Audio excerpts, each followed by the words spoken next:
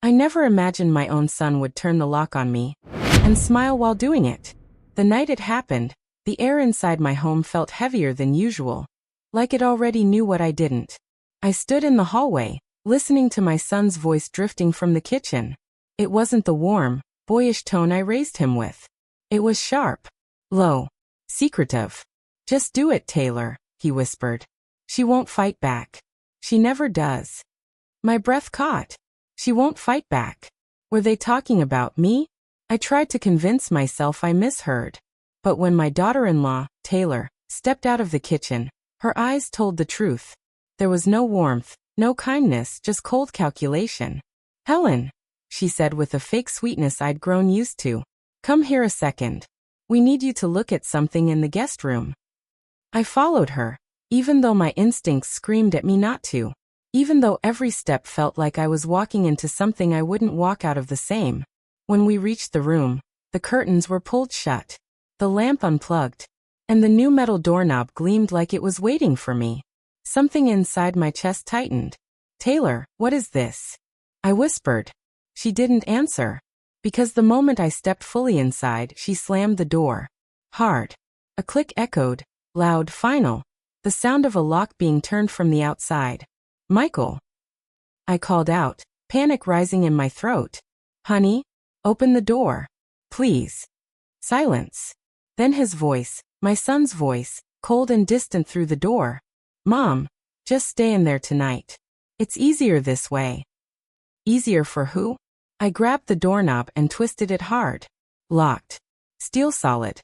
"Michael, this is my house. Open this door right now."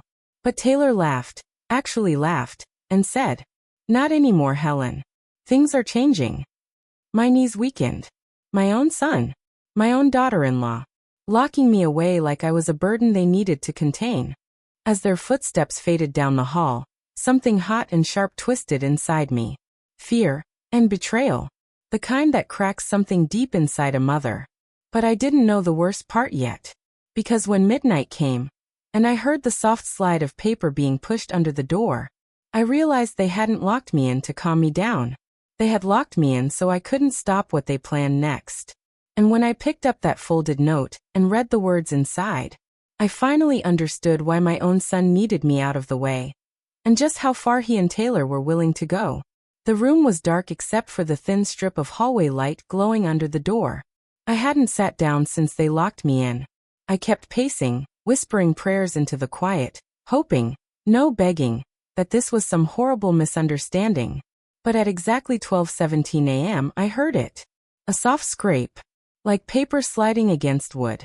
Something thin slipped under the door and stopped at my feet. My whole body went cold. "Michael," I whispered. "What is this?" But the hallway stayed silent. Silent in that cruel way that tells you someone is listening, but choosing not to answer. My fingers trembled as I picked up the folded sheet. Inside, written in my daughter-in-law's sharp handwriting, was a sentence that made my stomach drop.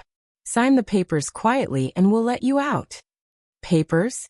What papers? My eyes scanned the page again, hoping I had misread it. But the next line twisted deeper. "You said you loved us. Prove it by making this easy." A rush of heat filled my chest. Fear, anger, heartbreak tangled into one. I stumbled backward until I hit the wall, clutching the paper as if squeezing it might squeeze out the truth. I raised my voice, trying to sound strong even though my insides were shaking. "Michael, son, what papers? What are you doing?" The floorboard outside creaked. Someone was standing there, listening. Then his voice came low and tense. "Mom, just sign them. Please." "Sign what, Michael?" I cried, pounding the door. "Talk to me." A long pause. A breath. Then, "It's the house, Mom." The room spun. The house?" I whispered. "My house." Another pause. And this time, it wasn't my son who spoke. Taylor's voice slid under the door like poison. "We're transferring ownership, Helen. It's time you let go. You don't need this big place anymore." My heart slammed against my ribs. "This house is paid off," I shouted. "It's all I have. Why would you do this?" Taylor scoffed like she was bored. "Because we need it more. You'll be fine." We'll set up a place for you somewhere smaller. You just sign it. I pressed my forehead to the door. Not from weakness. From the weight of betrayal. My own son. The boy I raised. The boy whose nightmares I soothed, whose scraped knees I kissed, whose future I protected at every turn, was stealing the roof over my head. Michael. I whispered, my voice cracking. Honey, look at what she's making you do. But he didn't defend me. He didn't deny it. He didn't even speak. That silence hurt worse than the locked door. Then Taylor's voice came again, colder than before. You've got until morning.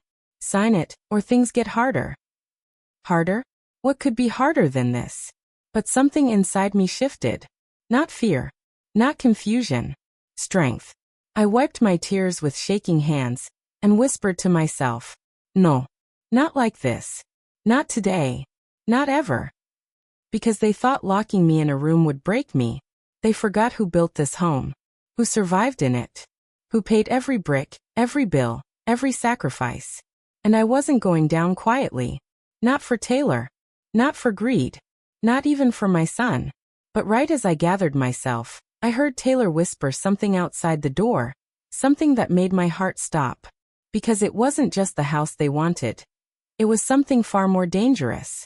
I pressed my ear against the door, every muscle in my body tight. Taylor's voice dropped low, but not low enough. She won't last long without her meds anyway. My heart slammed into my ribs. Meds. What meds? I wasn't on any medication except a mild blood pressure pill. And I'd taken it earlier that evening. What was she talking about? Then Michael whispered back, sounding uneasy. Taylor. I don't want to do this. She's my mom. You should have thought about that before we fell behind on everything, she snapped. We need that money. We need this house. If she signs it willingly, we won't have to explain anything. Explained what? I covered my mouth to keep from gasping. This wasn't about the house. This wasn't about downsizing me. This wasn't about helping me move on. This was about money. Big money. Money they didn't want me to know about. Michael whispered again, voice cracking. What if she refuses?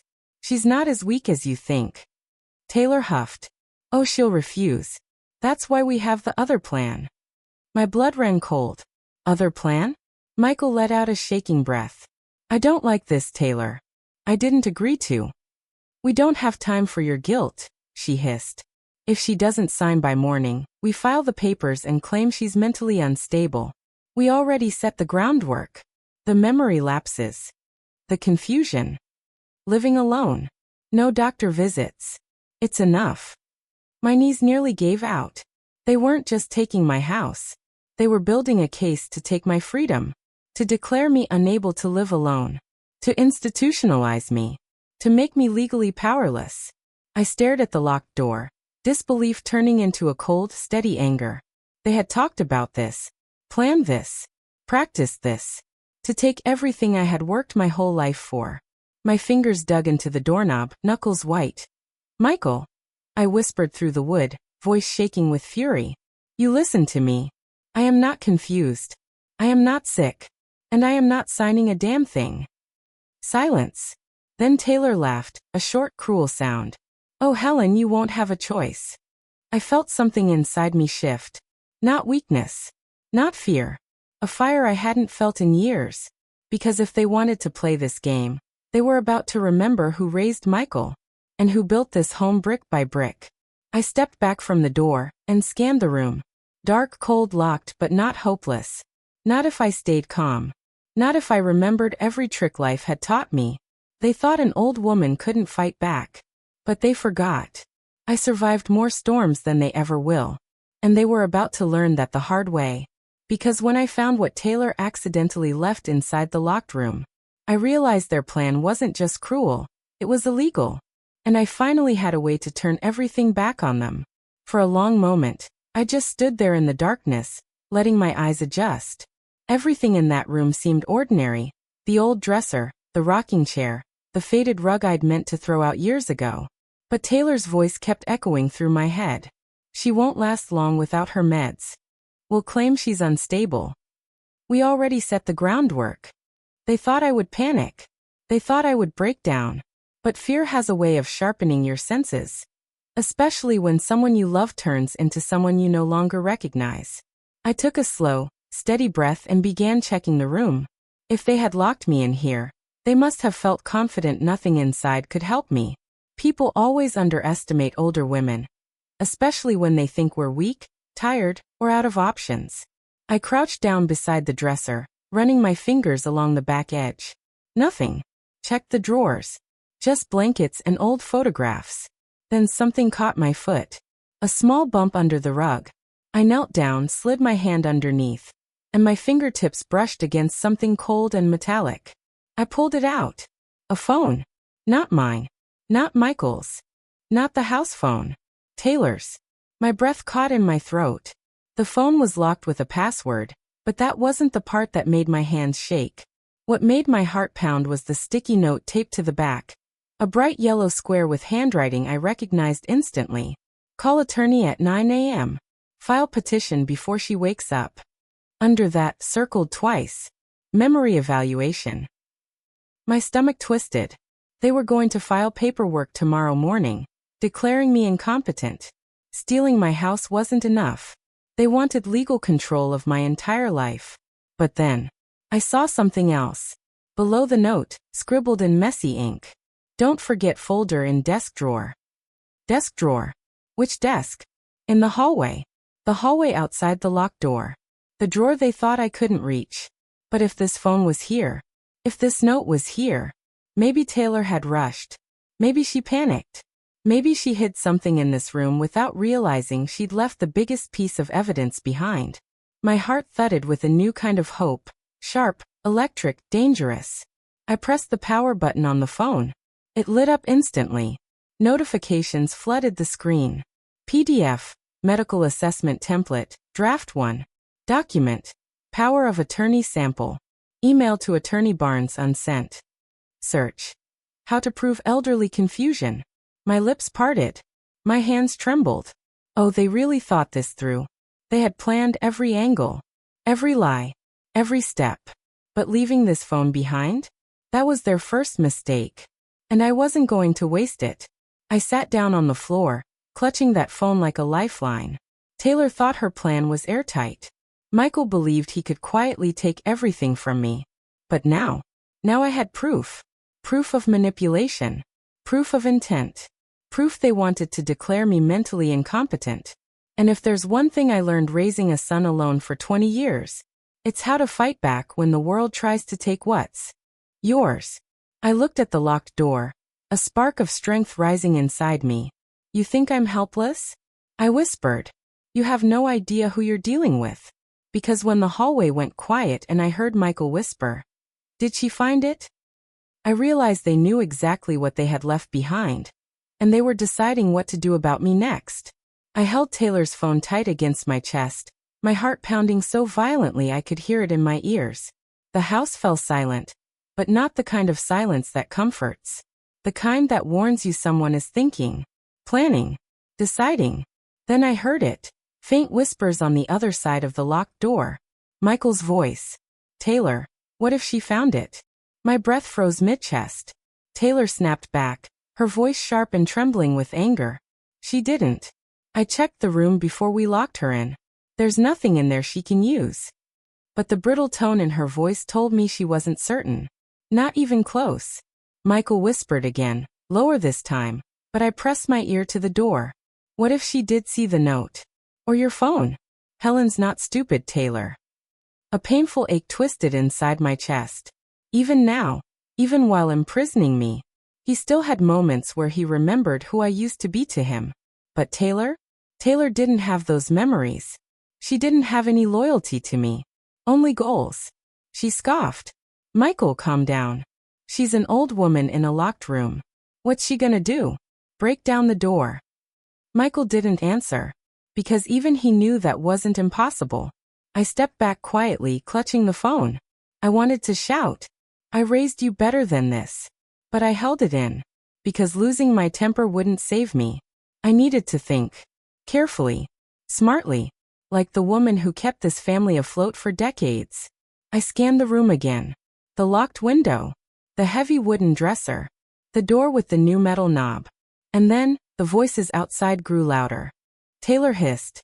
If she did find something, we take it back. We open the door, grab it, and... No. Michael's voice cut her off. Firm. Uneasy. My mom, she'll fight. If she found anything, she knows. And she won't let it go. I swallowed hard. He was right. I wouldn't. Taylor's shoes clicked angrily on the floor as she paced. She has one night, Michael. One. If she doesn't sign by morning, we file the incompetence paperwork, and she can cry to the judge all she wants. My blood ran cold. Morning. They were giving me until morning. And then I heard something that made the air leave my lungs. Taylor whispered. Or we find another way to make her sign. Another way? What did that mean? Michael's voice dropped to a whisper, panicked. Don't start that again.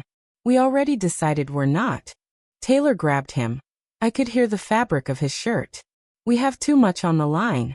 I am not losing this house because your mother refuses to cooperate. Footsteps thudded. A cabinet opened. Something metallic clanked, like keys. Oh God. I whispered. They were coming. For the phone. For the note. For me. I dropped to my knees fast and slid Taylor's phone under the mattress. Just a corner. Just enough so someone rushing wouldn't think to look. I barely had time to stand before. A loud, deliberate knock hit the door. 3 sharp bangs. Helen. Taylor called sweetly, sweetness dripping like spoiled honey. I didn't answer. I couldn't trust my voice. Taylor's voice hardened. We need something from you. I stepped back, my pulse hammering. Because whatever she wanted wasn't going to be good for me. And when I finally opened my mouth to respond, Taylor said 3 words through the door that told me everything. They weren't here to talk. They were here to force me. Taylor's knuckles hit the door again, slower this time, almost rhythmic. Not a request. A warning. Helen, she said, voice cold but pretending kindness. We're coming in. Whether you're ready or not. My pulse hammered so hard I felt it in my fingertips. I glanced at the mattress where I'd hidden her phone, just barely tucked inside, praying they wouldn't notice anything out of place. A moment passed. Then Michael spoke, softer than her, almost pleading. Mom, please don't make this harder. Just open the door. The pain in his voice almost cracked me. Almost. But not enough to forget what they were planning. I moved closer to the door and answered, steadying my own voice as best as I could. I'm not signing anything. Silence. A long, angry silence. Then Taylor exhaled sharply. Fake patience gone, real irritation showing. Fine. Then you made this difficult. Keys jingled. Metal scraped. My stomach twisted. They were unlocking the door. My eyes darted around the room, not for something to attack with, but something to protect myself. I wasn't going to hurt them. But I also wasn't going to let them hurt me. The only thing near me was the heavy wooden rocking chair. So I grabbed it, not to swing, but to wedge it under the doorknob. Just as I shoved it into place. Click. The key slid into the lock. The knob turned, then stopped abruptly. Taylor grunted. What the? It's jammed. Michael tried next, rattling the knob. Mom, open this door. I stayed quiet. Michael sighed, frustrated and scared all at once. Taylor, stop yanking it. You'll break the frame. I don't care if I break the house, she snapped. She's not going to play games with me. I heard her breathing hard outside, the kind of breathing someone does right before they lose control. Then she said something that made my blood run cold. Move, Michael. I'll get her out myself. Her footsteps stomped away, toward the garage. My heart dropped. Because I knew exactly what she was going to get. Not a weapon. Not a tool. A crowbar. Michael whispered through the door, voice trembling. Mom, please. Please just sign the papers. Don't make her do this. Michael, listen to yourself, I said softly through the wood. You're letting her destroy your mother. And for what? Money? A house? He didn't answer. His silence was more painful than anything Taylor could do to me. Moments later, Taylor returned, metal clanging loudly as she dragged something across the floor. The first hit wasn't on the door. It was on the frame. A loud crack echoed through the house. I jumped back, fear shooting through my chest. Taylor! Stop. Michael yelled, grabbing her arm. You're going to hurt her. That's the point, she screamed. She is not going to ruin our life. She raised the crowbar again. But right before she swung, I remembered something. Something small. Something subtle. Something powerful. The vent in the corner of the room. The house had old metal ducts that carried sound like a funnel. Sound traveled through them. Meaning, if I talked loud enough, someone else in the house could hear me. Someone Taylor didn't know was home tonight. Someone they hadn't accounted for. I rushed to the vent and shouted with everything left in me. James, call 911. Now. A beat of silence.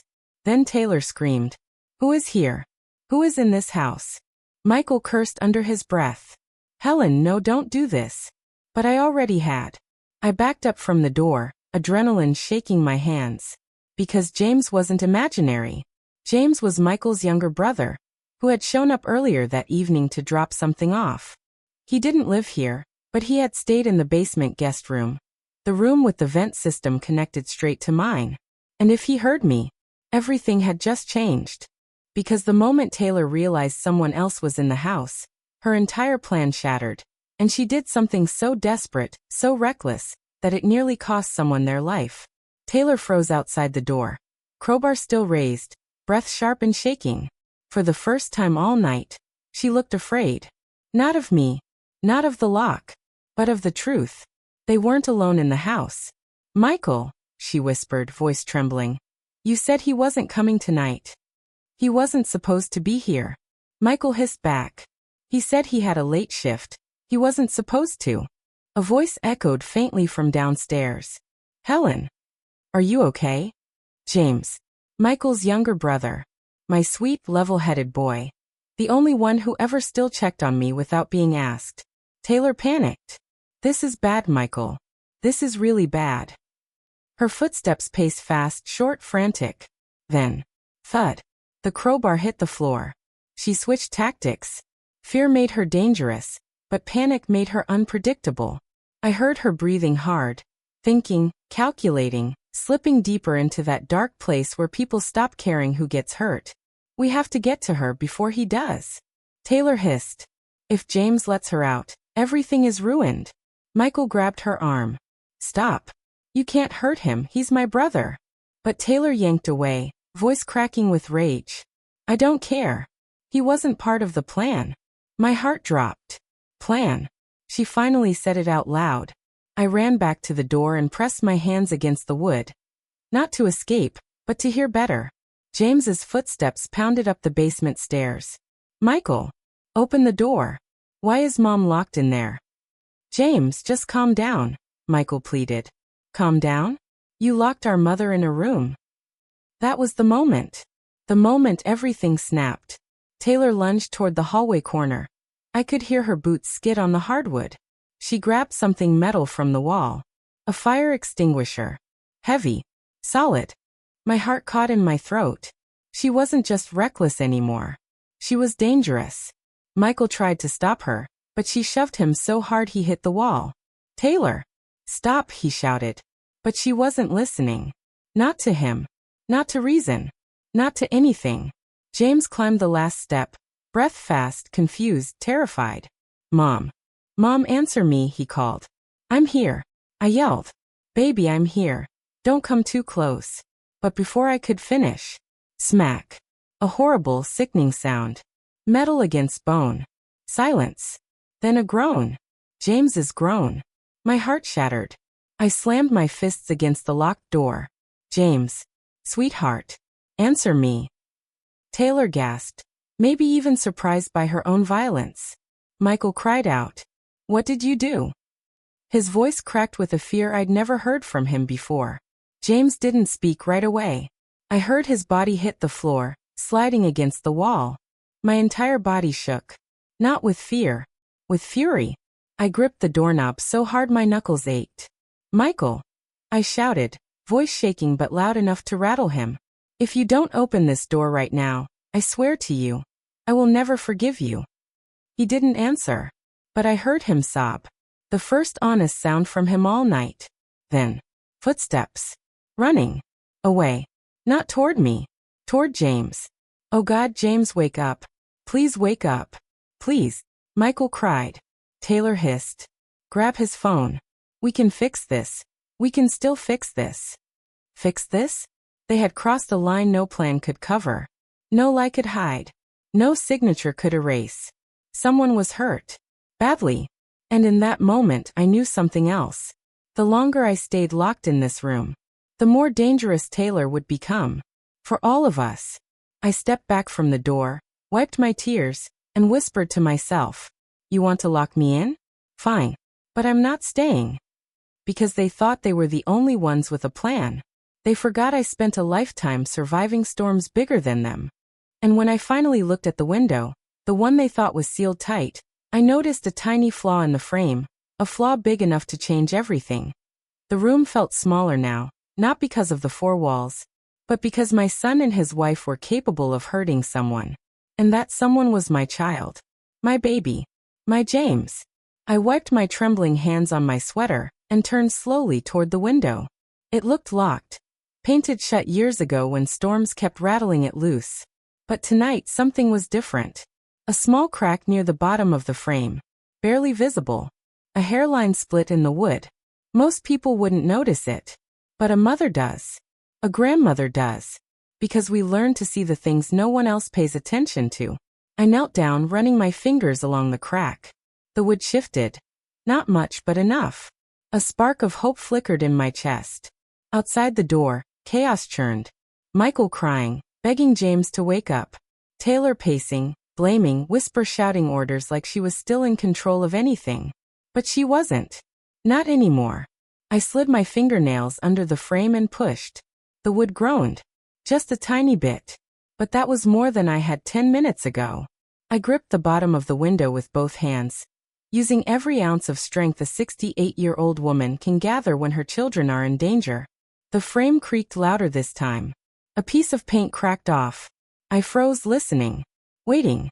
Footsteps outside the door. Michael's voice trembling. She's too quiet.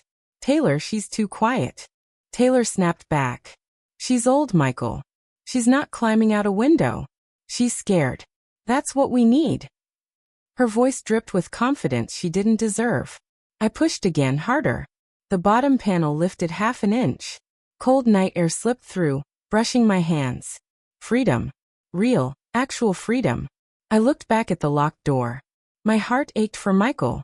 For the boy who used to run to me with scraped knees, who used to beg me to stay in his room during thunderstorms. I didn't know when I lost him. I didn't know how Taylor managed to twist him this far. But I knew this. If James was hurt badly, and if I stayed locked in this room any longer, things would spiral beyond anything I could undo. I pushed the window up another inch. The wood screamed, a long loud groan that made me freeze. Footsteps stopped. Then Taylor's voice sharpened. What was that? Damn. I held my breath. Michael whispered. It's the wind. It's an old house. Taylor wasn't convinced. I could hear her shoes clicking closer to the door, her voice dripping with suspicion. She wouldn't dare. She's not stupid enough. I pushed. Hard. The window jumped upward another inch. A cold gust hit my face. I bit my lip to keep from gasping. Almost there. Almost. Suddenly, James groaned downstairs, the sound weak but alive. Michael cried out. James, don't move, just stay still. Taylor hissed. Michael, get the papers. We need her signature now before he calls anyone. They were distracted. Good. I shoved the window again. This time with everything inside me. The frame cracked, snapped, and finally gave way. The window slid open wide enough for me to squeeze through. Cold night air flooded the room, whipping against my skin, carrying the smell of damp leaves and freedom. I glanced back one last time. At the locked door. At the life I built. At the betrayal standing just outside it. Then I lifted my leg over the sill, gripping the edge. My old bones aching but determined. As I slid out into the night, feet hitting the hard soil below, I whispered. You will not win today. I straightened myself, ignoring the burning in my knees, and turned toward the dim porch light. I wasn't running. I wasn't hiding. I was getting help. For James. For myself. And maybe, even for Michael. Because this wasn't just survival anymore. This was war. And just as I stepped away from the house, thinking I'd made it out safely, a shadow stepped out from behind the shed. Someone who had heard everything. The cold night air stung my cheeks as I stepped farther away from the window, trying to quiet my breathing. My heart felt like it wanted to leap straight out of my chest. Part fear, part adrenaline, part heartbreak. I took one careful step. Then another. Every sound felt dangerous. The wind brushing through the branches, the crunch of dead leaves under my shoes, the distant hum of a passing car. But then, a different sound. A breath. Not mine. A shadow pulled away from the side of the shed. Tall and still. Too still to be an animal. Too close to be a stranger just passing by. My blood went cold. Who's there? I whispered, praying my voice didn't shake as much as I felt. The shadow stepped forward slowly, and the dim porch light caught his face. Derek. My son's childhood best friend. A man who had practically grown up in my home. A man I hadn't seen in years. Mrs. Carter, he said softly like he couldn't believe his own eyes. What are you doing out here? I staggered back, unsure if he was part of the plan or just happened to be in the wrong place at the worst time. But he lifted his hands slightly, not threatening, almost protective. It's okay, Derek said gently. I'm not here to hurt you. I heard shouting when I walked up. Is everything all right? My throat tightened. No. Nothing is all right, I whispered. Then the words tumbled out before I could stop them. They locked me in a room. They hurt James. They're trying to take my house. His expression changed instantly. His face darkened with something between shock and fury. Michael did that? He asked, voice low and disbelieving. Michael and Taylor, I said, fighting the tremble in my voice. I don't know what's happened to them, Derek. They're not the people I raised. They're not the people I trusted. Derek stepped closer, glancing toward the house like he expected someone to burst out of it. I came by because Michael called earlier, he said carefully. He told me you were getting confused, that you needed supervision. I didn't believe him. I came to see for myself. There it was. The lie. The narrative Taylor had been trying to build. The thing she wanted to file by morning. I shook my head, tears burning my eyes. I'm not confused, Derek. I'm scared. They're trying to make me look unstable. Derek's jaw tightened. He looked at me, really looked at me, with the eyes of the boy who used to run through my kitchen in muddy sneakers, who I fed grilled cheese sandwiches after school, who hugged me when his own mother was sick. Mrs. Carter, he said slowly, you need to get out of here. Right now. I know, I whispered, but James, he's hurt. He might be unconscious. Derek's eyes widened. Inside? They hurt him inside the house. I nodded. That was the moment Derek's face changed completely. The warmth drained out, replaced by a cold, determined anger I had never seen in him. That's it, he said firmly. They've crossed the line. Get behind me. Before I could protest, he gently put his hand on my shoulder and guided me toward his truck parked in the shadows. Derek, they'll hear us, I whispered. They'll see us. They won't, he said, because they're too busy trying to clean up their own mess. But just as he reached for the truck door handle, the porch light flicked on. Bright. Harsh. Sudden. And Taylor's voice cut through the night like a blade. Helen? Where are you? Derek froze. I froze. Her footsteps hit the porch. Fast. Hard. Hunting. I grabbed Derek's sleeve, whispering urgently, she can't see me out here. She can't know I got out. He turned to me, his voice barely audible. Then we'd better move. Now.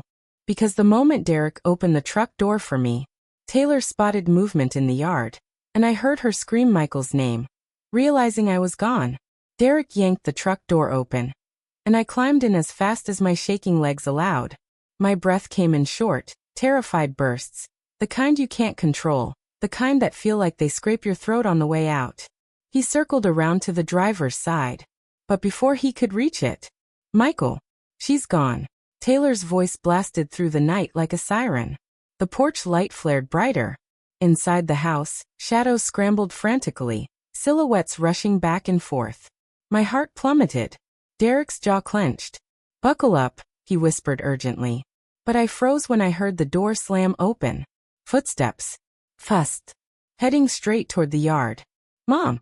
Michael's voice cracked with panic. Mom, where are you? Derek slid into the driver's seat and slammed his door shut. The click of his lock felt like the only safe sound in the world. But Taylor wasn't guessing. She was looking. Searching. Hunting. Her footsteps crunched across the gravel, closer and closer. Then she screeched. I saw someone by the truck. Derek turned the key. The engine roared to life. Hold on, he muttered. But before he could shift gears, a figure bolted out from the side of the house. Michael. He sprinted toward the truck, waving his arms. Stop. Don't leave. Emma, please stop. His voice wasn't angry this time. It was terrified. Broken. Desperate. Helen, Derek warned. Don't listen to him. Let me drive. But I couldn't look away. Michael, my son, the baby I carried for 9 months, the boy I raised alone, the boy who used to fall asleep on my chest, was chasing after the truck like a man losing everything he ever cared about. He reached the driver's side window and pounded on it. Mom, please, just talk to me. Derek eased the truck forward, inch by inch, trying not to run him over. But suddenly, Taylor appeared behind him, face twisted with fury, eyes wild. She screamed, Michael, get her phone. Get her phone before she calls anyone. My stomach twisted. Her voice wasn't scared. It was enraged. Threatening. And that was all it took.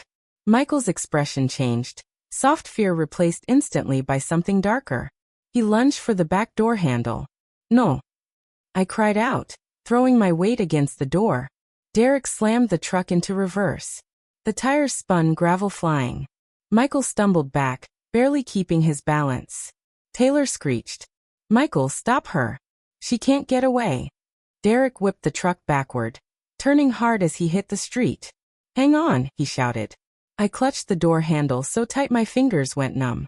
In the mirror, Taylor ran into the road, waving her arms, screaming bloody murder. You can't take her. She's not well. You can't take her. Michael stood frozen behind her, torn between chasing us and realizing the chaos had finally outrun him. Derek pressed the gas. Hard. The truck shot down the street, leaving the house, and everything I once knew behind. I collapsed against the seat, every muscle shaking, tears burning my eyes. Derek's voice softened. You're safe now, Mrs. Carter. I promise. But safety felt far away, because as I wiped the tears from my cheeks, I realized Taylor wasn't just trying to keep me quiet. She was trying to trap me, legally, physically, permanently. And Michael, he wasn't innocent anymore. Not after tonight. I stared out the window, chest tight, watching my home shrink into a distant shadow. I'm not letting them take my life, I whispered to myself. Not now. Not ever. Derek glanced at me, his voice steady. Then we fight. Together. Because when Derek took me to the one person who could expose everything, we discovered Taylor had already beaten us there and twisted the story in a way that could destroy me completely. Derek drove fast, not reckless, just determined. The way a man drives when he knows time isn't on your side. I sat there, shaking, staring at my trembling hands in my lap. I kept seeing James on the floor, Michael's terrified eyes, Taylor's rage. And I kept hearing one sentence echo in my mind. She's not well. She needs supervision.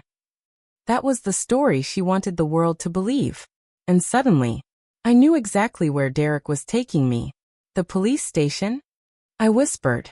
He nodded. It's the safest place. The only place where her lies can't bury you before you speak. I swallowed hard. But Derek, what if she already called them? He didn't answer. He didn't have to. His silence said everything. When we pulled into the parking lot, I took a shaky breath. A bright fluorescent light flickered above the entrance. Cold, steady, unforgiving. Derek turned off the engine and faced me. Mrs. Carter, once we go in, you tell them everything, he said. Don't worry about sounding upset or confused. You have every right to be. Just tell the truth. I nodded, trying to steady my voice. Derek, thank you. If you hadn't been there. He raised a hand gently.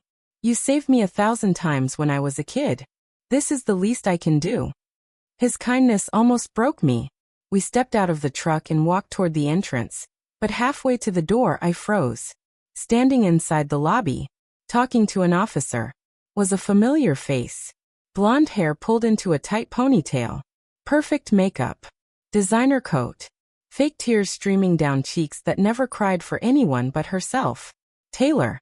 My entire body went cold. She turned toward the glass doors, and when she saw me, her eyes widened, just for half a second. Then she smiled. The kind of smile that says, "I already won." Derek whispered, "Oh no, she beat us here." We walked in anyway. The officer looked from her to me, to the bruise forming on Derek's arm from Michael grabbing him earlier. "Ma'am," the officer said to me, "your daughter-in-law already reported a situation." Of course she had. Taylor stepped forward instantly, playing her role like she'd rehearsed it for weeks. "Officer, thank God," she said breathlessly. She escaped. "My mother-in-law has dementia. She gets confused. She wandered out in the middle of the night. I was terrified something happened to her."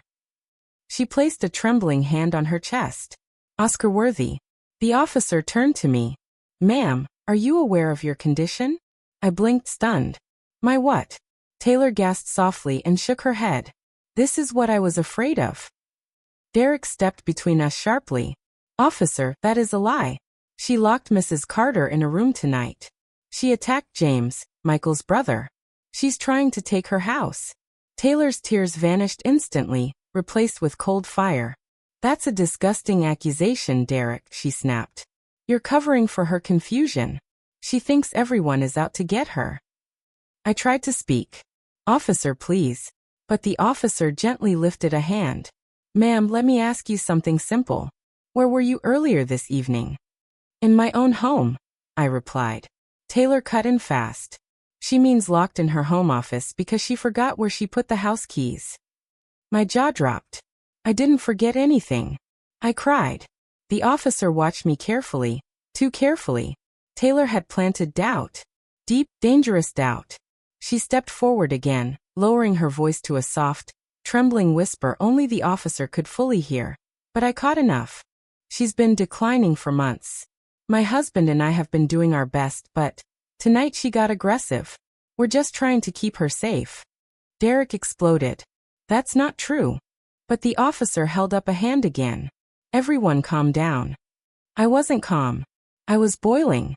I stepped forward, steadying my voice with everything I had left. "Officer, I am not confused. I am not sick. And I can prove it." Taylor's head snapped toward me, shock flashing in her eyes. She wasn't expecting that. Not at all. Because she didn't know. I had something she didn't want anyone to see. Not yet. Not here. Not ever. But she was about to. Because when I reached into my sweater pocket to pull out the evidence, Derek suddenly grabbed my wrist and whispered, "Mrs. Carter, it's gone." My hand froze midair. Gone. What did he mean gone? I felt Derek's grip tighten gently around my wrist, not to stop me, but to steady me. "Mrs. Carter," he whispered urgently, leaning just close enough that only I could hear. "The phone, the note, they're not in your pocket." My breath stopped. "No. Y whisperat. No, I put them there. I know I did." But as I shoved my hand into my pocket again, deeper this time, panic rising like a wave, my fingers hit nothing but fabric. Empty. The phone, Taylor's phone. The proof she had forgotten in that locked room. The evidence that could save me. It wasn't there. My knees went weak. Taylor's smile widened, slow, smug, triumphant. She already knew. Her victory was written all over her face. The officer noticed my change in expression and narrowed his eyes. "Mom, did you lose something?" I tried to speak, but the words stuck in my throat. Taylor stepped in smoothly, like she had been waiting for this exact moment. "She loses things all the time, officer," she said with a soft, pitying voice. "Last week she put her wallet in the freezer. Before that she left the stove on. We're just trying to protect her." "That's a lie," I snapped, my voice cracking. But even to my own ears, emotion made me sound unstable. Taylor knew it. The officer knew it. And worst of all, Michael, standing by the doorway, pale and shaken, looked like he didn't know what, or who, to believe anymore. The officer turned to me. Ma'am, is there someone we can call? A doctor? A guardian? A guardian? I repeated, stunned. I don't need a guardian. I'm perfectly capable. Derek stepped forward, blocking the officer's view of Taylor. Officer, listen, she had proof. Real proof. A phone with messages about stealing her house, filing false medical evaluations, everything. She must have dropped it when those two attacked James. The officer looked conflicted. James? Who's James? My brother, Michael finally whispered. He's at the house. The officer stiffened. Is he injured? Michael didn't answer. That was answer enough. The officer reached for his radio, but before he could speak, Taylor rushed forward. Officer, please, he's fine. We were arguing but nobody was hurt. James exaggerates everything, and Derek here is just making my mother-in-law more confused. I couldn't believe the words coming out of her mouth. Derek couldn't either. You liar, he spat. You absolute liar. You hit him. Taylor flinched, but recovered quickly. I didn't lay a hand on him. It was dark. He tripped. The officer looked at me again. Ma'am, is that true? I shook my head so hard tears flew off my cheeks. No. She attacked him. She locked me in a room. They're trying to take everything I own. Taylor scoffed dramatically. Officer, she's having an episode. Please don't listen to this. That did it. I stopped shaking. Stopped crying. I stood up straight, taller than I had in years, and I looked Taylor right in the eye. An episode? I said calmly. Interesting. Because even if you found the phone, you didn't erase the drafts, or the emails, or the search history. For the first time tonight, her face cracked. Just a flicker. Barely a twitch. But it was enough. The officer noticed. Search history, he repeated. Taylor swallowed hard, recovering too slowly. Yes, I said, steadying my breath. A phone can be wiped, but not perfectly. Not without time. Not without access to a computer. And certainly not in the 10 minutes since we left that house. Derek stepped closer, eyeing Taylor carefully. Well, nervous. Taylor's eyes darted, to the exit signs, to Michael, to her purse. Something was off. And then, I realized it. She wasn't nervous. She was preparing. Planning something again. Something worse. Because her hand slipped, almost unnoticeably, into her coat pocket, where a rectangular outline pressed against the fabric. A phone. Bigger than mine. Bigger than Michael's. Not hers. James's. My heart lurched. She had taken his phone. The one he used to call emergency contacts. The one he always carried. The one he would have used to call for help. She stole it. And she was about to use it. Because the moment I pointed to Taylor's pocket, she bolted for the exit, proving everything I'd been saying was true, and forcing the entire station into chaos. Taylor burst out of the police station doors like a wild animal cornered. Her boots slapped across the pavement, James's stolen phone clutched in her fist. Officers sprinted after her, shouting commands she didn't listen to. Inside the station, Michael stood frozen, like someone had ripped the ground out from under him. I clutched the chair behind me, my whole body trembling, watching the woman who tried to erase my life run like the guilty thing she was. Then, officers dragged her back inside. Her coat half off, hair tangled, eyes wild. Still screaming. Let me go. She's lying. They're all lying. The officer holding James's phone tapped the screen, and everything spilled out at once. Her emails. Her search history. The attorney drafts. Her plan to declare me incompetent. And the save petition she tried to file before morning. The officer looked straight at her. Ma'am, you're under arrest. For the first time since this nightmare began, a silence fell that didn't crush me. It lifted me. Taylor's face twisted with fury. Michael, help me. Say something. She screamed it like a command, like she expected obedience. But my son, my sweet boy, looked broken. Taylor, he whispered, voice shaking. You told me she was sick. You told me none of this was real. You told me we were helping her.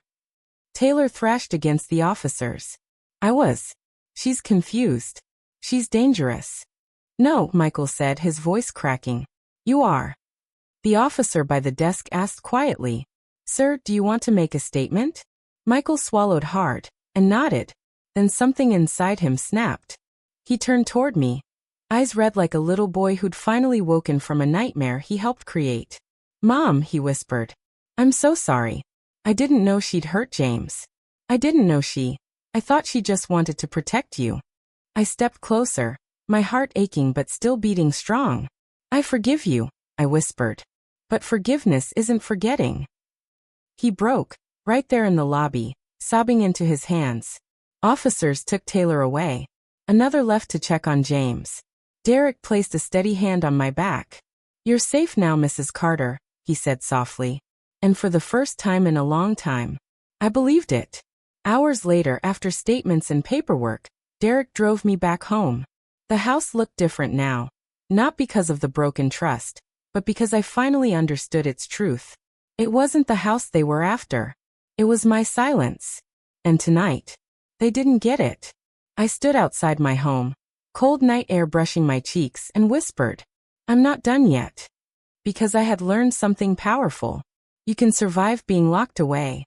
You can survive betrayal by the people you love most. You can survive fear, confusion, and loss. But you can always fight your way back out and rebuild. And that's exactly what I plan to do. The night they tried to take my life from me was the night I took it back. If you've been listening to my story all the way to the end, thank you, sweetheart. It means more than you know. And if you'd like to hear more of my stories, the ones life taught me the hard way, go on and subscribe. I'll be right here, waiting to share the next chapter with you.